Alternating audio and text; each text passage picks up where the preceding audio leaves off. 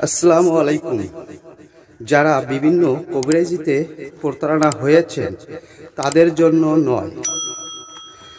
আশা করি মনোযোগ সহকারে শুনবেন তেলাওয়াতটি।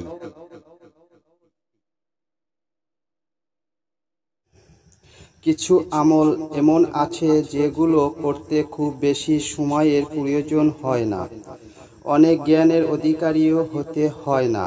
কিছু এগুলোর ফজিলত অনেক বেশি, যেগুলো বান্দার আমলনামাকে ভারী করে। যেমন রাসূল সাল্লাল্লাহু আলাইহি ওয়াসাল্লাম বলেছেন, যে লোক আমলের আগে একবার বলে সুবহানাল্লাহিল আযীম। আশা করি সম্পূর্ণ সূরাটি শুনুন। আউযু বিল্লাহি মিনাশ শাইতানির রাজীম। বিসমিল্লাহির রহমানির রহিম।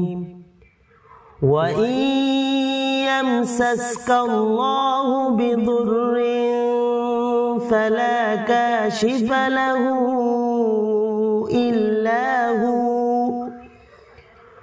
ওয়া ইয়ামসাসকা বিখাইরিন ফাহুয়া আলা কুল্লি শাইইন قدير